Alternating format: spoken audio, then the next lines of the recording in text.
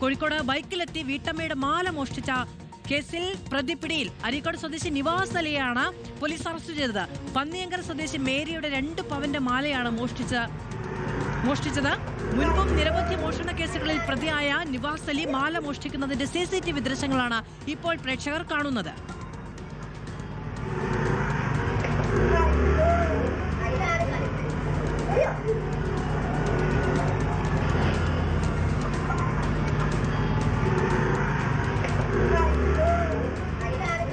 അഭിജിത്ത് മുഴക്കുന്ന വിവരങ്ങളുമായി ചേരുകയാണ്. അഭിജിത്ത്, ഒരുപക്ഷെ അവിടെ എവിടെയെങ്കിലും പതുങ്ങി നിന്നതാകാം. എത്ര പെട്ടെന്നാണ് മാല മോഷ്ടിച്ച പ്രതി കടന്നു പോകുന്നത് എന്നതുപോലും മനസ്സിലാക്കുന്നു. ഈ CCTV ദൃശ്യങ്ങളുടെ സഹായത്തോടു കൂടിയാണോ പ്രതി പിടിയിലായിരിക്കുന്നത്? തീർച്ചയായും മാധു, അതിവിദഗ്ധനാണ് ഇയാൾ മാലമോഷണത്തിൽ. അത് തന്നെയാണ് അയാളുടെ ഹോബി. ഒട്ടനവധി കേസുകളിൽ, മാലമോഷണ കേസുകളിൽ ഇയാൾ പ്രതി എന്നാണ് പോലീസ് നൽകുന്ന വിവരം.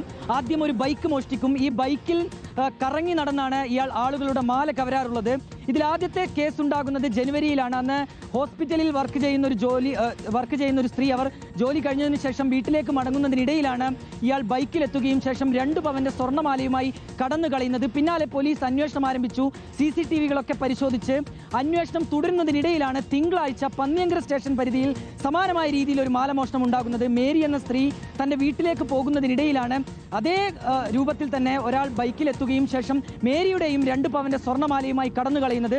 ആ CCTV ദൃശ്യങ്ങളാണ് നമ്മളിപ്പോൾ സ്ക്രീനിൽ കാണുന്നത് മാധു. അതിൽ കൃത്യമായി തന്നെ ഇയാൾ ബൈക്കിലെത്തുന്നു, ശേഷം അതിവിദഗ്ധമായി മേരിയുടെ മാലയുമായി കടന്നു കളയുകയാണ്. പിന്നാലെ പോലീസ് അന്വേഷണം ആരംഭിച്ചു. ഒടുവിൽ ഈ നിവാസ് അലിയെ പിടികൂടുകയാണ്. ഇയാളുടെ പക്കൽ നിന്ന് പണവും മൊബൈൽ ഫോണുകളും ഒക്കെ കണ്ടെത്താൻ കഴിഞ്ഞു എന്നുള്ളതാണ് പോലീസ് നൽകുന്ന വിവരം. ഇയാൾ ഒരു മയക്കുമരുന്നിന് അടിമ കൂടിയാണ് എന്നുള്ള വിവരം കൂടി പോലീസ് നൽകുന്നുണ്ട്. അതായത് ഇത്തരം മാലകളൊക്കെ മോഷ്ടിക്കുക, ശേഷം അത് വിൽപ്പന നടത്തി അതിൽ നിന്ന് ലഭിക്കുന്ന പണം ലഹരിക്കായി ഉപയോഗിക്കുക എന്നുള്ളതാണ് ഇയാളുടെ രീതി. ഏതായാലും മറ്റേതൊക്കെ കേസുകളിൽ കൂടി ഇയാൾ പ്രതിയാണ്, മറ്റേതൊക്കെ മോഷണത്തിൽ കൂടി ഇയാൾക്ക് പങ്കുണ്ട് എന്നുള്ള കാര്യം കൂടി അന്വേഷിക്കുകയാണ് നിലവിൽ പോലീസ്. ശരി, അഭിജിത്ത് മുഴക്കുന്നാണ് വിവരങ്ങൾ നൽകിയത്.